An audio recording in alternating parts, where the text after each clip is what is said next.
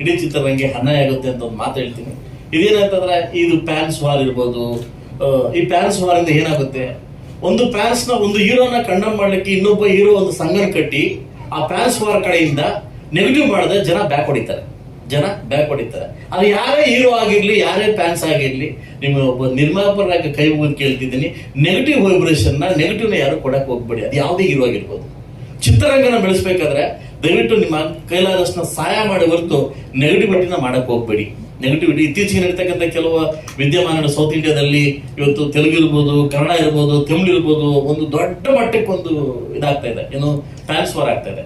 ಇದು ನೆಕ್ಸ್ಟ್ ಬರ್ತಕ್ಕಂಥ ಅಧಿವೇಶನದಲ್ಲಿ ನಾನೇ ಒಂದು ಪ್ರೈವೇಟ್ ಬಿಲ್ ನ ಸ್ಟಾರ್ಟ್ ಮಾಡ್ತಾ ಇದ್ದೆ, ಒಂದು ಪ್ರೈವೇಟ್ ಬಿಲ್ ನ ಪಾಸ್ ಮಾಡ್ತಾ ಇದ್ದೆ. ಯಾಕಂದ್ರೆ ಯಾರು ನೆಗೆಟಿವಿಟಿ ಹೊಡಲಿಕ್ಕೆ ಅವಕಾಶ ಕೊಡಬಾರದನ್ನ ಕಾರಣಕ್ಕೋಸ್ಕರವಾಗಿ ಒಂದು ಪ್ರೈವೇಟ್ ಬಿಲ್ ನ ಪಾಸ್ ಮಾಡ್ಬೇಕಂತ ತೀರ್ಮಾನ ಆಗಿದ್ವಿ. ಸೊ ಇಡೀ ಚಿತ್ರರಂಗವನ್ನ ಧನ್ವೀರರು, ನನ್ನ ಸ್ನೇಹಿತರು, ನಮ್ಮಿಬ್ಬರು ಜರ್ನಿ ಸ್ಟಾರ್ಟ್ ಆಗಿದ್ದು ದರ್ಶನ್ ಅವರಿಂದ. ನಾನು ಚಕ್ರವರ್ತಿ ಮೂವಿ ಅದಕ್ಕೆ ನಿಂತಾಗ ಅವ್ರು ಮೂವಿನ ಟೇಕಪ್ ಮಾಡ್ಕೊಂಡೆ. ಸೊ ಅದಾದ್ಮೇಲೆ ದಿನಕರ್ತೂದಕ್ಕೆ ಒಂದು ಅವಕಾಶ ಕೊಟ್ಟು ಲೈಫ್ ಜೊತೆ ಸೆಲ್ಫಿ ಮಾಡಿದೆ. ಅದಾದ್ಮೇಲೆ ನಾನು ನಮ್ಮ ಧನ್ವೀರರಿಗೆ ಅವಕಾಶ ಕೊಟ್ಟಿದ್ದೀನಿ. ಸೊ ಅಲ್ಲಿಂದ ಜರ್ನಿ ಸ್ಟಾರ್ಟ್ ಆಗಿದ್ದು ಇಲ್ಲಿ ಬಂದು ನಿಂತಿದೆ. ಮುಂದೆ ಎಲ್ಲೋಗುತ್ತೆ ಅಂತ ಗೊತ್ತಿಲ್ಲ. ಸೊ ಅದಾದ್ಮೇಲೆ ಗಣೇಶ್ ಜೊತೆ ದೊಡ್ಡ ಮೂವಿ ಮಾಡ್ತಾ ಇದ್ವಿ, ಅದು ಅಂತ ಮುಗ್ದಿದೆ. ಅದಾದ್ಮೇಲೆ ಸಂಜನವರು ಅವ್ರ ಬಗ್ಗೆ ಹೇಳಂಗಿಲ್ಲ, ನಮ್ಮ ಸಲಗಾ ಸಂಜನವರ್ ಅಂತ ಹೆಸರಾಗಿದೆ. ಇದಾದ್ಮೇಲೆ ನಮ್ಮ ರಘು ಅವರು ಊರ್ ಬಿಟ್ಟು ಬಂದು ಇಂಜಿನಿಯರ್ ಮಾಡಿ ಕೆಲಸ ಇಲ್ಲದೆ ರೂಮ್ ಹಾಕೊಂಡು ಕತೆ ಬರೀತಾರೆ. ನನಗೆ ಅನಿಸ್ತು, ಈ ತರ ಅವರು ಎಷ್ಟೋ ಲಕ್ಷಾಂತರ ಜನ ಕಾಯ್ತಾ ಇದ್ದಾರೆ ಕನ್ನಡ.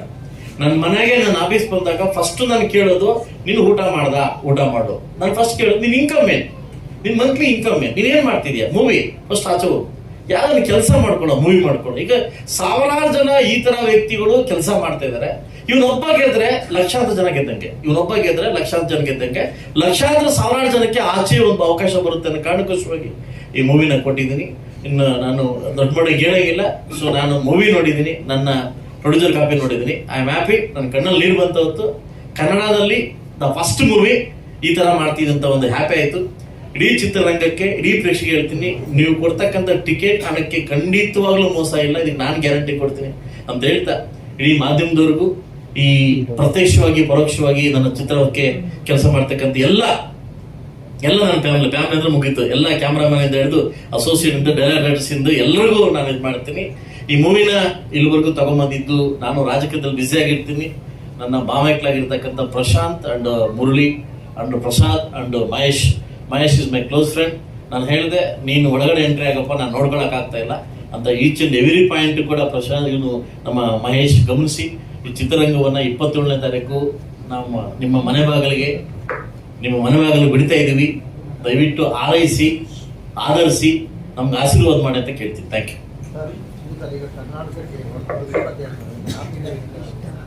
ಕರ್ನಾಟಕಕ್ಕೆ ಸುಮಾರು 45% ಕರ್ನಾಟಕಕ್ಕೆ ಬರ್ತಾರೆ ವಲಸೆ. ಬೆಂಗಳೂರು ತುಂಬ ಅವರಿಗೆ ತುಂಬ್ಕೊತಾ ಇದ್ದಾರೆ. ಕನ್ನಡ ಸಿನಿಮಾಗಳು ವಲಸೆ ಬರೋಕ್ಕೆ ಒಬ್ಬ ರಾಜಕಾರಣಿಯಾಗಿ ಏನಾದ್ರು ಸರ್, ನಾನು ಮೊನ್ನೆ ಬಿಲ್ ಪಾಸ್ ಮಾಡಿದೆ, ಈ ಬಿಲ್ ಕೊಡ್ತೀವಿ ಅಂತ ಹೇಳಿದ್ದಾರೆ, ಈ ಸೆಷನ್ ಬಿಲ್ ಕೊಡ್ತೀವಿ ಅಂತ ಹೇಳಿದ್ದಾರೆ. ಇಡೀ ಚಿತ್ರರಂಗ ಯಾಕೆ ನಾವು ಈ ಮಟ್ಟಕ್ಕೆ ಬರ್ತಿದ್ವಿ ಅನ್ನೋದಕ್ಕೆ ನಮ್ಮಲ್ಲಿರ್ತಕ್ಕಂಥ ಅಸಡ್ಡೆ, ನಮ್ಮಲ್ಲಿರ್ತಕ್ಕಂಥ ಗುಂಪುಗಾರಿಕೆ ಇದು ಕಾರಣ. ನಾನು ನೇರವಾಗಿ ಹೇಳಿ, ನಮ್ಮಲ್ಲಿರ್ತಕ್ಕಂಥ ಅಸಡ್ಡೆ, ಒಂದು ಗುಂಪುಗಾರಿಕೆ, ಒಂದು ಗುಂಪುಗಳು. ನಾನು ಇದು ಮೊದಲು ಆಮೇಲೆ ಡ್ಯಾನ್ಸ್ ನಾನು ಈ ತರ ನೋಡಿರ್ಲಿಲ್ಲ. ಗುಂಪುಗಾರಿಕೆ, ಅವ್ರದೇ ಒಂದು ಗುಂಪು, ಇವ್ರದೇ ಒಂದು ಗುಂಪು. ಇದೇನಾಗುತ್ತೆ, ಇವರು ಪ್ರೇಕ್ಷಕ ಕನ್ಫ್ಯೂಸ್ ಆಗ್ಬಿಟ್ಟು ಎಲ್ಲಿ ಹೋಗ್ಬೇಕಂತ ಕನ್ಫ್ಯೂಸ್ ಆಗ್ಬಿಟ್ಟು. ನೀವು ಚಿತ್ರರಂಗದಲ್ಲಿ ಒಂದಾದ್ರೆ ಮಾತ್ರ ನಾವು ಗೆಲ್ಲಕ್ಕೆ ಸಾಧ್ಯ ಆಗುತ್ತೆ ಸರ್. ಚಿತ್ರರಂಗದಲ್ಲಿ ಒಂದಾದ್ರೆ ಮಾತ್ರ ಸರ್. ಯಾವುದೇ ತಮಿಳು ಮೂವಿ ಬರಲಿ, ತೆಲುಗು ಮೂವಿ ಬರಲಿ, ನಾವು ಅಟ್ಯಾಚ್, ಅದು ಎಂತಾದಾಗ್ಲಿ ಬಿಡಿ, ನಾವು ಎದ್ದೋಗ್ಬಿಡ್ತೀವಿ. ಅದು ನಮಗೆ ತಿಳಿಸ್ಕೊಡ್ತಾ ಇಲ್ಲ. ಎಂತ ಒಳ್ಳೆ ಮೂವಿಲಿ ತಿಳ್ಕೊಂಡು ಕೊಡ್ತಾ ಇಲ್ಲ. ಇಲ್ಲ ಯಾಕೆ ಹೇಳಿ, ನಮ್ಮಲ್ಲಿ ಒಗ್ಗಟ್ಟಿಲ್ಲ ಸರ್, ನಮ್ಮಲ್ಲಿ ಒಗ್ಗಟ್ಟಿಲ್ಲ. ಮೇನ್ ಆಮೇಲೆ ಪ್ರೊಡ್ಯೂಸರ್, ನಾನು ದುಡ್ಡು ಹಾಕ್ದವನು, 4 ಕಾಸು ನಾಳೆ ಬಂದ್ರೆ 4 ಮೂವಿ ಮಾಡ್ತೀನಿ, 4 ಕಾಸು ಹಾಳಾದ್ರೆ ಏನ್ ಮಾಡ್ತೀನಿ. ಇದು ಪ್ರೊಡ್ಯೂಸರ್ ಬಗ್ಗೆ ತಿಂಕ್ ಸರ್. ತೆಂಗಿನಕಾಯಿ ಹೊಡೆ ತನಕ ಪ್ರೊಡ್ಯೂಸರ್ ಅಷ್ಟೇ, ತೆಂಗಿನಕಾಯಿ ಹೊಡೆದ ಪ್ರೊಡ್ಯೂಸರ್ ಇಲ್ಲ, ತಲೆ ಹೋಗಿಸ್ಲೇಬೇಕು. ಅದು ನಮ್ಮೊಬ್ಬನವಲ್ಲ ಸರ್, ಎಲ್ಲರದು ಅಷ್ಟೇ. ಅರ್ಥ ಆಯ್ತು ನಿಮ್ಗೆ? ನಮ್ಮೊಬ್ಬನವಲ್ಲ, ಎಲ್ಲರೂ ಅಷ್ಟೇ. ಚಿತ್ರರಂಗ ಬೆಳಿಬೇಕಂದ್ರೆ ಸರ್ ಒಗ್ಗಟ್ಟಾಗಿರ್ಬೇಕು ಸರ್. ಒಂದ್ ತಾಯಿಯ ಮಕ್ಕಳು ಅಂತ ಇರ್ಬೇಕು ಸರ್. ನಾವು ಚಿತ್ರರಂಗ ನಮ್ಮ ತಾಯಿ, ಏನಾದ್ರು ಕುಡಿಲೇಬೇಕು, ಎಲ್ಲಾ ಮಕ್ಕಳು ಕುಡಿಲೇಬೇಕು. ಅದು ಕಲ್ಮಶ ಬೇಡ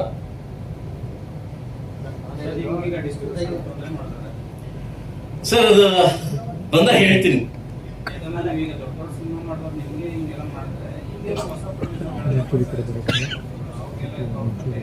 ಸರ್. ಒಂದು ವ್ಯಕ್ತಿ ಬರ್ತಾನೆ, ಅಣ್ಣ ನೀವು ಮೂವಿ ಮಾಡ್ತೀನಿ ಅಂತ ಹೇಳ್ತಾನೆ, ಮಾಡಪ್ಪ ಅಂತ ಹೇಳ್ತೀನಿ. ಓಕೆ, ಅಮಾವಾಸ್ಯೆ ಆದ್ಮೇಲೆ ಸೈನ್ ಮಾಡ್ತೀವಿ ಅಂತ ನಾನು ಟೀಮ್ಗೆ ಹೇಳ್ತೀನಿ. ಅಮಾವಾಸ್ಯೆ ಸೈನ್ ಮಾಡ್ಕೊಡ್ತೀನಿ. ಅಮಾವಾಸ್ಯೆ ಇದೆ, ಅದು ಅಮಾವಾಸ್ಯೆ ಇದೆ, ಅದು ನಮ್ಮ ಹಬ್ಬ ಬಂದಲ್ಲ, ಶಿವರಾತ್ರಿ ಅಮಾವಾಸ್ಯೆ ಆದ್ಮೇಲೆ ಶಿವರಾತ್ರಿ ಆದ್ಮೇಲೆ ಮಾಡ್ಕೊಡ್ತೀವಿ ಅಂತ ಹೇಳ್ತಾರೆ. ಒಂದು ನಂಬರ್ ಫಿಕ್ಸ್ ಆಗುತ್ತೆ. ನಂಬರ್ ಫಿಕ್ಸ್ ಆದ್ಮೇಲೆ ಅವ್ರು ಫೋನ್ ಮಾಡಿ ಹೇಳ್ತಾರೆ, ನಂಗೆ ಯೂಗೋ ಹರ್ಟ್ ಆಗಿದೆ, ನಾನು ತಗೊಳಲ್ಲ. ಎಷ್ಟು? ಒಂದು ಯೂಗೋ ಹರ್ಟ್ ಆಗಿದೆ ನನಗೆ ಬೇಡ. ನಾನು ಮನೆಗೆ ಹೋಗ್ಲೇ ಇಲ್ಲ, ಅವನೇ ಬಂದಿದ್ದು. ಇನ್ನೊಬ್ಬ ವ್ಯಕ್ತಿ ಬರ್ತಾರೆ, ಇನ್ನೊಂದು ಫಿಗರ್ ಹೇಳಿ. ಅದೇನಾಗುತ್ತೆ, ಅವದೊಂದು ರಿಂಗ್ ಔಟ್. ನಾನು ಇಷ್ಟು ಕೇಳ್ತೀನಿ, ಇಷ್ಟು ಕೇಳು, ನೀ ಇಷ್ಟು ಕೇಳ್ತೀನಿ, ಇಷ್ಟು ಕೇಳು, ಅಲ್ಲೇ ಮಾಡ್ತಿದೆ ರಿಂಗು.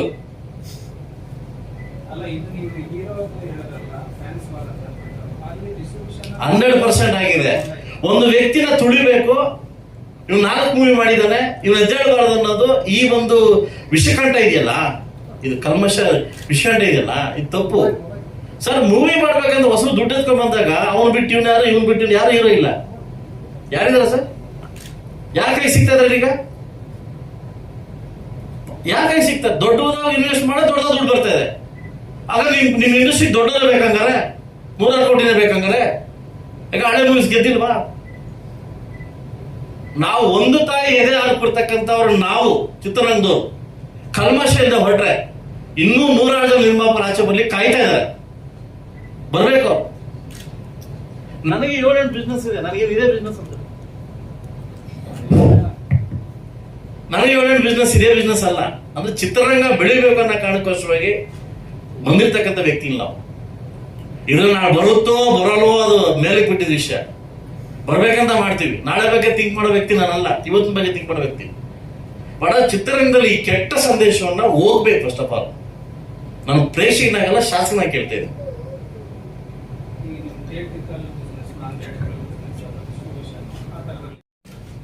ಸರ್, ಬೆಂಗಳೂರು ಮೈಸೂರಲ್ಲಿ ಶೂಟ್ ಮಾಡಿದ್ವಿ. ಇದೊಂದು ಮೈಥಾಲಜಿ ಮಿಕ್ಸ್ಡ್ ಕ್ರೈಮ್ ಅಂದ್ರೆ ಫ್ಯೂಚರ್ ಮೆಡಿಕಲ್ ಏನಾಗ್ಬೋದು ಅನ್ನೋದೊಂದು ಕಂಟೆಂಟ್ ನಾವು ಮಾಡಿದ್ವಿ ಸರ್. ಸೆನ್ಸರ್ ನಡೀತಾ ಇದೆ ಸರ್, ನಾಳೆ ಗೊತ್ತಾಗುತ್ತೆ ಸರ್. ಇಟ್ಸ್ ನಾಟ್ ಮಾಡೋದು ಸರ್. ಅಂದ್ರೆ ಒಂದು ಪೋಸ್ಟ್ ಮಾರ್ಟಮ್ ಅಲ್ಲಿ ಏನ್ ಮಾಡ್ತಾರೆ ಅದು ರಿಯಲಿಸ್ಟಿಕ್ ಆಗಿ ತೋರಿಸಿದೀವಿ ಅಷ್ಟೇ. ಪೋಸ್ಟ್ ಮಾರ್ಟಮ್ ಮಾಡ್ಬೇಕಾದ್ರೆ ಏನ್ ರಿಯಲಿಸ್ಟಿಕ್ ಆಗಿರುತ್ತೋ ಆ ರಿಯಲಿಸ್ಟಿಕ್ ತರಬೇಕು ಅಂತ ಮಾಡಿರೋದು. Indian mythology inspired sir. ಸ್ವಲ್ಪ ರಿಸರ್ಚ್ ಮಾಡಿ ಅಯ್ಯಗ್ರೀವ ಕತೆ ಮೇಲೆ ಮಾಡಿರೋಂಥ ಕತೆ ಸರ್. ಸರ್, ಈಗ ನಮ್ಮ ಧನ್ಯವಾದಗಳು ಸರ್ ತಮಗೆ. ನಮ್ಮ ಪ್ರೊಡ್ಯೂಸರ್ ಸರ್ ಮಾತನಾಡಬೇಕು. ಸರ್, ಸಮೃದ್ಧಿ ಮಂಜುನಾಥ್ ಸರ್ ಅವರು. ಸರ್, ತಾವು ನಿಮ್ಮ ಸಿನಿಮಾದ ಕುರಿತಾಗಿ ಮಾತು. ಎಲ್ರಿಗೂ ನಮಸ್ಕಾರ. ಸಾರಿ, ನನಗೆ ಗೊತ್ತಿಲ್ಲ. ನನ್ನ ರಿಪೋರ್ಟ್ 7:30 ಇತ್ತು. 7:30 ನಾನು ಹೀರೋ ಬಂದ್ವಿ. ನಮ್ಮ ಮಾಧ್ಯಮಿಕರು ಸ್ವಲ್ಪ ಇರ್ಸು ಮುರ್ಸಾಗಿದ್ರೆ ಕ್ಷಮೆ ಕೇಳ್ತೀನಿ. ಇದು ನನ್ನ ಬ್ಯಾನರ್ನ 3ನೇ ಚಿತ್ರ. ಫಸ್ಟ್ ಚಕ್ರವರ್ತಿ, ಆಮೇಲೆ ಲೈಫ್ ಜೊತೆ ಸೆಲ್ಫಿ, ಈಗ ನಮ್ಮದು ಅಯಗ್ರೀವ. ಒಳ್ಳೆ ಹುಡುಗರಿಗೆ ಒಂದು ಅವಕಾಶ ಕೊಡಬೇಕನ್ನೋ ಕಾರಣಕ್ಕೋಸ್ಕರವಾಗಿ ಈ ಕತೆ ನನಗೆ ಇಷ್ಟ ಆಗಿ, ನಾನು ಮಲಯಾಳಿಸ್ ಮೂವಿ ತುಂಬ ನೋಡ್ತೇನೆ, ಕನ್ನಡನೂ ತುಂಬ ನೋಡ್ತೀವಿ, ಎಲ್ಲ ಮೂವಿ ನೋಡ್ತೀವಿ, ಮಲಯಾಳಿಸ್ ಮೂವಿ ತುಂಬ ನೋಡ್ತೀವಿ. ಆ ಬೇಸಿಸ್ ಮೇಲೆ ಒಂದು ಕತೆ ಇದುವರೆಗೂ ಬಂದಿಲ್ಲ. ಒಂದು ಈ ಥರ ಕತೆ ಬೇಕು ಅಂತ ನಾನೇ ಕೇಳಿದಾಗ ಒಂದು ಬೆಲ್ ಅಂತ ಒಂದು ಮೂವಿ ಮಾಡಿದ್ದೆ, ಶಾರ್ಟ್ ಮೂವಿ. ಆ ಮೂವಿ ನೋಡಿ ನಾನೇ ಕರೆದೆ ವಿಧಾನಸೌಧಕ್ಕೆ, ಒಂದು ಮೂವಿ ಮಾಡಿಕೊಡು ಕನ್ನಡದಲ್ಲಿ ಈ ಥರ ಅಂತ ಕೇಳಿದಾಗ ಈ ಕತೆ ಅಲ್ಲಿಂದ ಪ್ರಾರಂಭ ಆಯಿತು.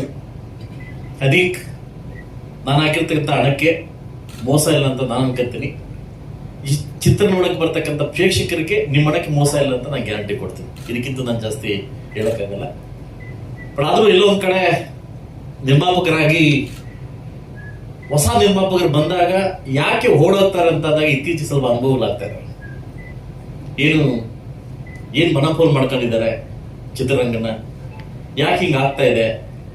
ಕೋಟಿಗಟ್ಟಲೆ ಬಿಸ್ನೆಸ್ ಮಾಡಿ ಲಕ್ಷಗಟ್ಟಲೆ ಕೈ ಇಡಬೇಕಾದ್ರೆ ಪರಿಸ್ಥಿತಿ ಒಬ್ಬ ನಿರ್ಮಾಪಕರಿಗೆ ಏನು ಅನ್ಸುತ್ತೆ ಅಂದಾಗ ಸ್ವತಃ ನಾನು ಅನುಭವಿಸ್ದಂಗೆ ಗೊತ್ತಾಗ್ತಾ ಇದೆ ಯಾಕೆ ಇಂಡಸ್ಟ್ರಿ ಮಟ್ಟಕ್ಕೆ ಹೋಗ್ತಾ ಇದೆ ಅಂತ. ಒಂದು ಇತ್ತೀಚೆಗೆ ನಡ್ತಕ್ಕಂಥ ಕೆಲವು ಘಟನೆಗಳಲ್ಲಿ ಒಂದು ಆಡಿಯೋ ಬಗ್ಗೆ ಇರ್ಬೋದು, ಒಂದು ಡಿಸ್ಟ್ರಿಬ್ಯೂಟರ್ ಬಗ್ಗೆ ಇರ್ಬೋದು, ಹೇಗೆ ಅವರೇ ಒಂದು ರಿಂಗ್ ಹಾಕೊಂಡು ಒಂದು ಸಂಘ ಮಾಡಿಕೊಂಡು ನಿರ್ಮಾಪಕರು ಯಾಕೆ ಈ ಥರ ಮಾಡ್ತಾವ್ರೆ ಅನ್ನೋದಕ್ಕೆ ಇತ್ತೀಚೆಗೆ ನಾವು ಅನುಭವಿಸ್ತಾ ಇದೀವಿ. ಯಾಕೆ ಚಿತ್ರರಂಗ ಬ್ಯಾಕ್ ಹೊಡಿತಾ ಇದೆ, ಏನಕ್ಕೆ ಬ್ಯಾಕ್ ಹೊಡಿತಾ ಇದೆ, ಯಾಕೆ ಚಿತ್ರರಂಗದಲ್ಲಿ ನಿರ್ಮಾಪಕರು ಮುಂದೆ ಬರ್ತಾ ಇಲ್ಲ? ಪ್ಯಾಷನ್ ಇರ್ತಕ್ಕಂಥ ವ್ಯಕ್ತಿಗಳು ಒಂದು ಯಾವುದೇ ಒಂದು ಬಿಸ್ನೆಸ್ ಮಾಡಿದಾಗ ಒಂದು 4 ಕಾಸು ಹಾಕಿದಾಗ 5 ಕಾಸು ಸಿಕ್ಕಿದಾಗ ಇನ್ನು 5 ಮೂವಿ ಮಾಡ್ತಾರೆ. ಅವ್ನು 4 ಕಾಸಾಗಿ 1 ಕಾಸು ಕೈಕೊಂಡಾಗ 4 ಕಾಸು ಕಳ್ಕೊಂಡಾಗ ಯಾಕೆ ಹಿಂದೆ ಹೋಗ್ತಾವ್ರೆ, ನಿರ್ಮಾಪಕರು ಯಾಕೆ ಮನೇಲಿ ಮಾರ್ಕಂತಾವ್ರೆ, ಹಿಂದೆ ನಿರ್ಮಾಪಕರು ಎಲ್ಲ ಆಸ್ತಿ ಮಾರ್ಕಂತಾರೆ ಅಂತಂದಾಗ ಕೆಲವು ಘಟನೆಗಳು ಬಂದಾಗ ತುಂಬಾ ಬರೀ ರಾಜಕೀಯದಲ್ಲಿ ಕೂಡ ನಾವು ಡೆಲ್ಲಿವರೆಗೆ ಆಡೋದಾಗಿದೆ. ಈ ಚಿತ್ರರಂಗದಲ್ಲೂ ನಾರ್ತ್ ಕರ್ನಾಟಕ ಬಂದು ನಾರ್ತ್ ಇಂಡಿಯಾದಲ್ಲಿ ಬಂದು ನಮ್ಮ ಆಡೋ ಮಟ್ಟಕ್ಕೆ ಬಂದ್ಬಿಟ್ಟಿದ್ದಾರೆ. ಒಂದು ಮನೋಬಲ್ ಇವತ್ತು ನೀವು ನೋಡ್ತಿದ್ರಿ, ಹಿಂದೆ ರಾಜ್ಕುಮಾರ್ ಶಂಕರ್ನಗರ್ ಇದ್ದಾಗ ಥಿಯೇಟ್ರಿಕಲ್ ಬಿಸ್ನೆಸ್ ನಂಬ್ಕೊತಾ ಇದೀವಿ. ಇವತ್ತು ಥಿಯೇಟ್ರಿಕಲ್ಲಿ ಎಷ್ಟೋ ಥಿಯೇಟರ್ಸ್ ಓನರ್ಸ್ ಅವ್ರು ಮುಚ್ತಾ ಇದ್ದಾರೆ. ಯಾವ ಮಟ್ಟಕ್ಕೆ ಇನ್ನೂ ಹೋಗ್ತಾ ಇರೋದಾದ್ರೆ ಥಿಯೇಟರ್ಸ್ ಇನ್ನೂ ಕಡಿಮೆ ಆಗ್ತವೆ. ಯಾಕೆಂದ್ರೆ ಬಿಸ್ನೆಸ್ ಇಲ್ಲ. ಇದೇನಾಗಿದೆ, ಇಡೀ ಚಿತ್ರರಂಗವನ್ನ ಮನೋಪಲ್ ಮಾಡ್ಕೊಂಡಿದ್ದಾರೆ. ಇತ್ತೀಚೆಗೆ ಕೆಲವು ಏನ್ ನಡೆದ ಘಟನೆಗಳಲ್ಲಿ ನಾನು ಹೇಳ್ತಾ ಇರೋದು ಏನಂತಂದ್ರೆ, ಚಿತ್ರರಂಗ ಮೇಲೆಗೆ ಬರ್ಬೇಕಾದ್ರೆ ಫಸ್ಟ್ ನಮ್ಮ ಥಿಯೇಟರ್ ಓನರ್ಸ್ ಬದುಕಬೇಕು. ಇವತ್ತು ಅವ್ರು ಬದುಕೋ ಪರಿಸ್ಥಿತಿ ಇಲ್ಲ. ಯಾಕೆಂತಂದ್ರೆ ಕೆಲವು ವಿದ್ಯಮಾನಗಳಿಂದ ಇಲ್ಲ. ಸೊ ಅದರಿಂದ ಎಲ್ಲಾ ಪ್ರೇಕ್ಷಕರಿಗೂ, ನನ್ನ ಕರ್ನಾಟಕ ಜನತೆಗೆ ಒಂದು ಮಾತು ಹೇಳ್ತೀನಿ. ನಾನೊಬ್ಬ ರಾಜಕೀಯ ವ್ಯಕ್ತಿ, ಒಬ್ಬ ಉದ್ಯಮಿ, ಈ ಚಿತ್ರರಂಗದಲ್ಲಿ ಕೂಡ ಒಬ್ಬ ಪ್ಯಾಷನ್ ಇರ್ತಕ್ಕಂಥ ವ್ಯಕ್ತಿ ಚಿತ್ರರಂಗ ಬಂದಿದ್ದೀನಿ. ನಮ್ಮಂತವನ್ನ ಬೆಳೆಸಿದ್ರೆ ಖಂಡಿತ 16 ಮೂವಿ ಮಾಡಬಲ್ವಿ. ನಮ್ಮಂತ ನೀವು ಅದು ಹೋಲಿಸಿದ್ರೆ ಖಂಡಿತವಾಗ್ಲೂ